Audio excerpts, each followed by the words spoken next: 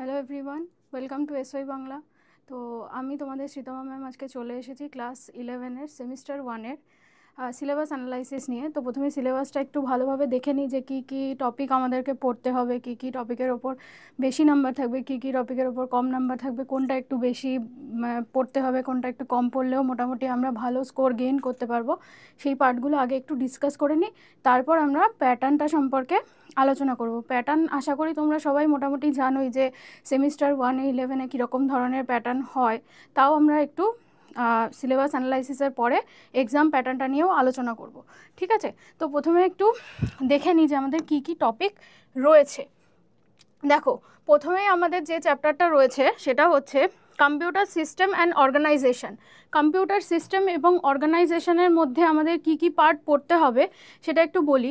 Computer system এবং অর্গানাইজেশনের মধ্যে প্রথমেই আমাদের যেটা থাকবে সেটা হচ্ছে basic computer organisation. Basic computer সম্পর্কে আমাদের প্রথমে নলেজ নিতে হবে, যেমন সিপিইউ কি, প্রাইমারি মেমোরি কি, সেকেন্ডারি মেমোরি কি, সেকেন্ডারি মেমোরির মধ্যে যে পার্টগুলো রয়েছে সেগুলো, তারপরে IO device, input output device, তারপর মেমোরির মধ্যেও আরও অনেকগুলো মেমোরি রয়েছে, ক্যাশ মেমোরি, তারপরে র্যাম, রম, এগুলো সম্পর্কে আমাদের প্রথম এই কম্পিউটার বেসিক কম্পিউটার অর্গানাইজেশনের মধ্যে পড়তে হবে। তারপরে আমরা কি পড়ব? তারপরে আমরা পড়ব ক্লাসিফিকেশন অফ কম্পিউটার। কম্পিউটারকে কতগুলো পার্টে ডিভাইড করা যায়, যেমন মেন ফ্রেম কম্পিউটার রয়েছে, মিনি কম্পিউটার রয়েছে, মাইক্রো কম্পিউটার রয়েছে, পার্সোনাল কম্পিউটার রয়েছে। এগুলো কিভাবে কাজ করে, এগুলোর সুবিধা অসুবিধা, এগুলো কিন্তু আমাদেরকে ডিটেলসে এই ক্লাসিফিকেশন অফ কম্পিউটারের মধ্যে পড়তে হবে।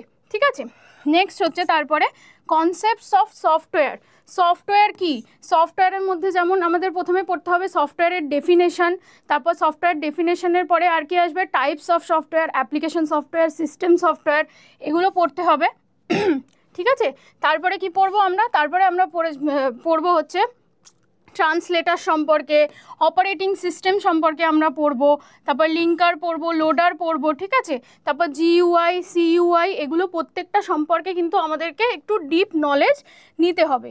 নেক্সট হচ্ছে নাম্বার সিস্টেম। নাম্বার সিস্টেমের মধ্যে কিন্তু বেশিরভাগ পার্টটাই তোমাদের অঙ্কর থাকবে। ঠিক আছে, যেমন এখানে বাইনারি, ডেসিমেল, হেক্সাডেসিমেল, ঠিক আছে, অক্টাল, এগুলোর প্রত্যেকটার কিন্তু কনভার্সন থাকবে। যেমন বাইনারি থেকে অক্টালে কনভার্সন, অক্টাল থেকে বাইনারিতে, আবার সেরকম ডেসিমেল থেকে হেক্সাডেসিমেল, এরকমভাবে ভাইস ভার্সা প্রসেসে প্রত্যেকটার কিন্তু আমাদেরকে এই কনভার্সনগুলো ভালো করে পড়তে হবে। এছাড়া আমরা মানে কিছু কোডও পড়বো, যেমন বাইনারি কোডের ডেসিমেল, যেটাকে আমরা বিসিডি বলি। ঠিক আছে, 8421 code, grey code, ASCII code.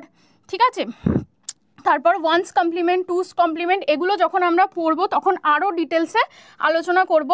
আরও যদি কিছু মনে হয় যে এখানে অ্যাড করার প্রয়োজনীয়তা আছে, তো যখন ক্লাস নেব তখন যদি মনে হয় যে আরও কিছু এর ভেতরে অ্যাড করার প্রয়োজনীয়তা আছে তখন অ্যাড করে দেবো। এখানে মেন টপিকগুলোই তুলেছি যেগুলো থেকে মোটামুটি তোমাদের কোয়েশ্চেন আসতে পারে। ঠিক আছে, নেক্সট চ্যাপ্টার 5-এর মধ্যে রয়েছে তোমাদের বুলিয়ান অ্যালজাবরা। বুলিয়ান অ্যালজাবরা আমরা যেমন ম্যাথসে যেমন অ্যালজাবরা করি, সেরকম কম্পিউটার সায়েন্সের মধ্যেও কিন্তু আমাদের এই বুলিয়ান অ্যালজাবরার পার্টটা রয়েছে। এই বুলিয়ান অ্যালজাবরার মধ্যে আমাদের কিন্তু বিভিন্ন ধরনের লজিক গেটস আছে, ট্রুথ টেবিল আছে, ডি মর্গানের থিওরেম আছে। ঠিক আছে, তাছাড়া কে ম্যাপ দিয়ে বুলিয়ান অ্যালজাবরা, কে ম্যাপ দিয়ে বুলিয়ান অ্যালজাবরার সলভ আছে, কার্নো ম্যাপ যেটাকে বলি আমরা, লজিক সার্কিট আঁকতে হবে।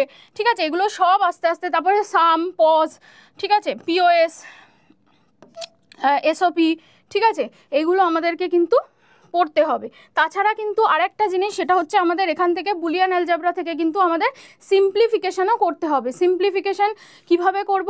বিভিন্ন ধরনের ফর্মুলা রয়েছে এখানে, সেই ফর্মুলাগুলো আগে পড়ব, দেন তারপরে আমরা সেগুলোর সিম্পলিফিকেশানগুলো করব। ট্রুথ টেবিলের মাধ্যমেও কিন্তু আমরা সিম্পলিফাই করি, আবার বুলিয়ান অ্যালজাবরা ইউজ করেও সিম্পলিফিকেশান করি। তো এই জিনিসগুলো প্রথম ইউনিটটা থেকে এই জিনিসগুলোই মোটামুটি আমাদেরকে ভালোভাবে পড়তে হবে। নেক্সট ইউনিটে দেখি কি আছে। দেখো, নেক্সট ইউনিটে আছে প্রোগ্রামিং ফান্ডামেন্টালস, মানে প্রোগ্রামিং সম্পর্কে আমাদেরকে এখানে নলেজ নিতে হবে, ঠিক আছে। দেখো প্রথমেই চ্যাপ্টার 1-এ কি আছে, কনসেপ্টস অফ প্রোগ্রামিংয়ের কনসেপ্ট সম্পর্কে আমাদের জানতে হবে। প্রোগ্রামিং কি, যেমন এখানে লিখেছি ডেফিনেশন, তারপরে high level language, low level language, assembly level language, এই জিনিসগুলো পড়তে হবে। Procedural language, non procedural language, programming language, এগুলো পড়তে হবে। অবজেক্ট ওরিয়েন্টেড প্রোগ্রামিং ল্যাঙ্গুয়েজ, এগুলো পড়তে হবে। মোটামুটি পুরো এই প্রোগ্রামিংয়ের পার্টটা থেকে কিন্তু এইগুলো পড়তে হবে, ঠিক আছে। নেক্সট আসছে অ্যালগোরিদম ফান্ডামেন্টালস। অ্যালগোরিদম কি, অ্যালগোরিদমের কি কি ক্যারেক্টারিস্টিক্স হয়, রেকার্সিভ অ্যালগোরিদম, নন রেকার্সিভ অ্যালগোরিদম, ঠিক আছে, এগুলো পড়তে হবে। তাছাড়া ফ্লো চার্ট আছে, ফ্লো চার্ট আমরা কিভাবে ড্র করব সেগুলোও কিন্তু আমাদের ভালোভাবে দেখতে হবে। তাছাড়া সিউডো কোড পড়তে হবে, স্পেস এবং টাইম কমপ্লেক্সিটি রয়েছে সেগুলোও কিন্তু আমাদেরকে ভালোভাবে পড়তে হবে। নেক্সট আছে দেখো চ্যাপ্টার 3-তে introduction to problem solving. Problem solve আমরা কিভাবে করব, প্রথমে আমরা কি করব, প্রবলেমটা দিলে প্রথমে অ্যানালাইজ করব যে কি প্রবলেম আমাদেরকে দিয়েছে। প্রবলেমটা আগে ভালোভাবে 3-4 বার পড়বো। প্রবলেমটা যদি আমরা ঠিকভাবে না পড়ি তাহলে কিন্তু প্রবলেমের অ্যালগোরিদম বার করা বা পরের যে কোড লেখা সেগুলো কিন্তু আমাদের পক্ষে করা সম্ভব হবে না। তাই জন্য প্রথমে অ্যানালাইজ করব ভালো করে। নেক্সট তারপরে আমরা কি করব, ডেভেলপ করব অ্যালগোরিদমটা ডেভেলপ করার পর দেন আমাদের কি করতে হবে, কোডিংয়ের পার্ট রয়েছে।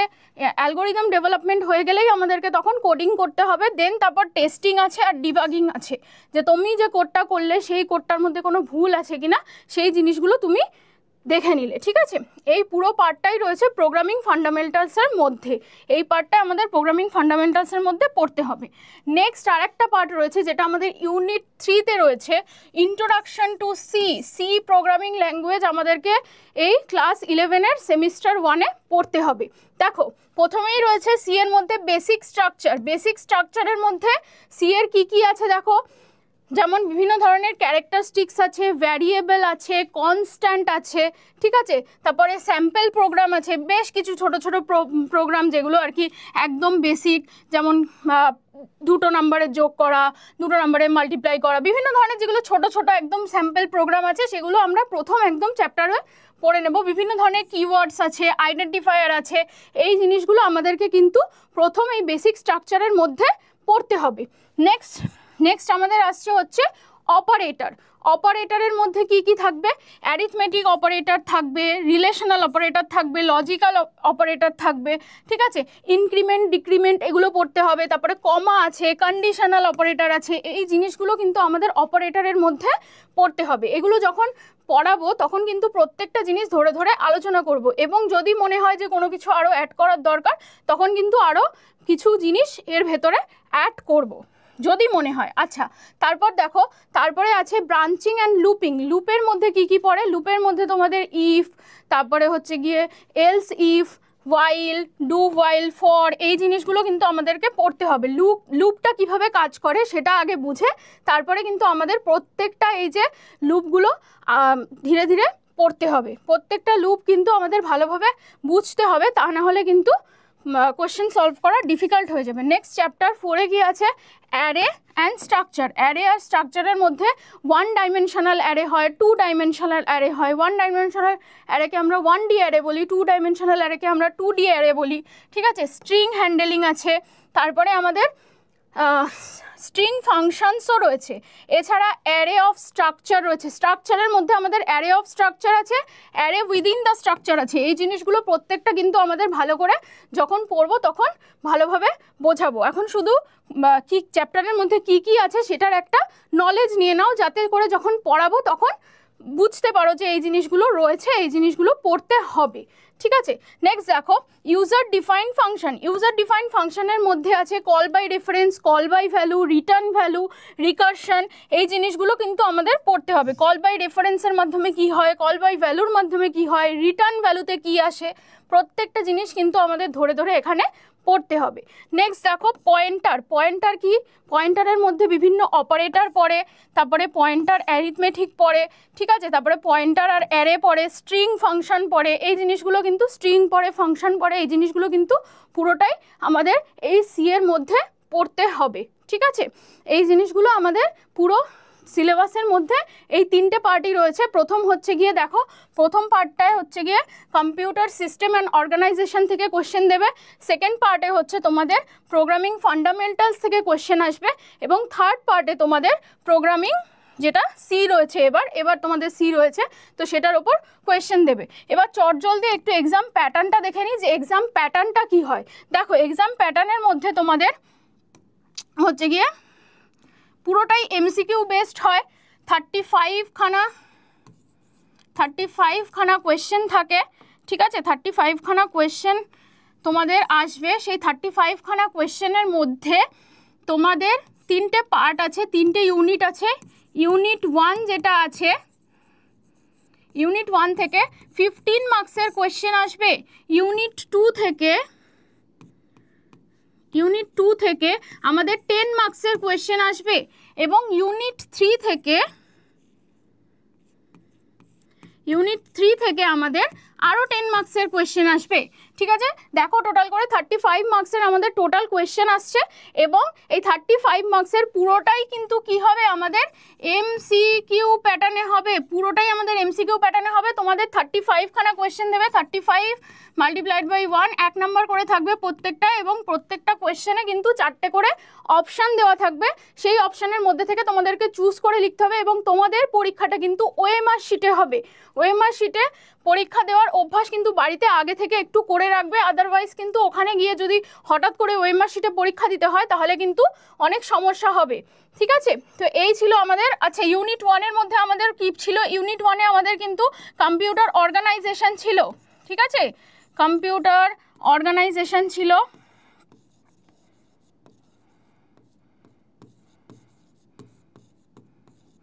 কম্পিউটার অর্গানাইজেশন ছিল। ইউনিট 2-তে কি ছিল? ইউনিট 2-তে ছিল ফান্ডামেন্টালস অফ প্রোগ্রামিং ল্যাঙ্গুয়েজ, ঠিক আছে।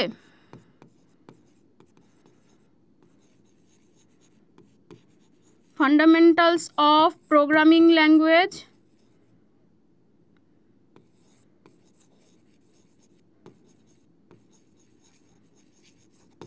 আর ইউনিট 3-তে আমাদের কি ছিল?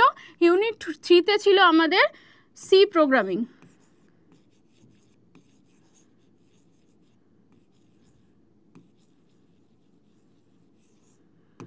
ঠিক আছে।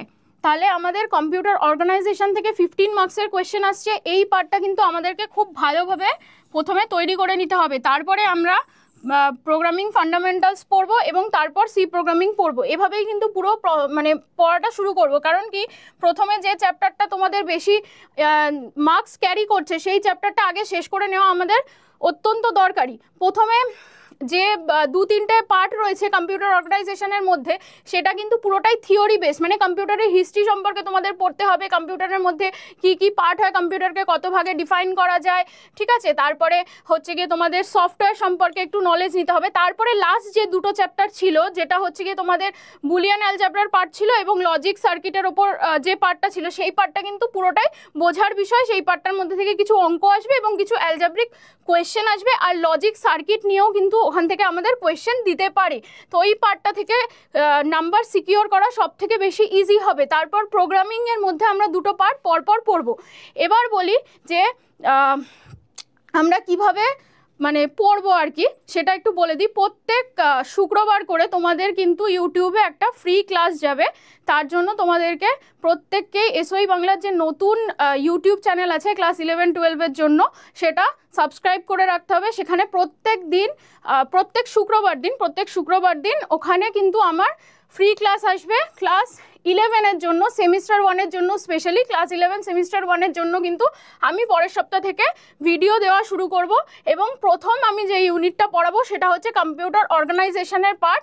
এবং তোমরা কিন্তু চ্যানেলটাকে সাবস্ক্রাইব করে রাখো এখনই, যাতে তোমরা সম্পূর্ণ ভিডিওগুলো পেতে পারো, ঠিক আছে। তো আমি আবার পরের দিন তোমাদের সাথে এসে এই পুরো যে চ্যাপ্টারগুলো আছে সেগুলো নিয়ে ডিসকাশন করব, এবং ভিডিও আশা করি প্রত্যেক শুক্রবার করে আমি দেওয়ার চেষ্টা করব, ঠিক আছে। Thank you.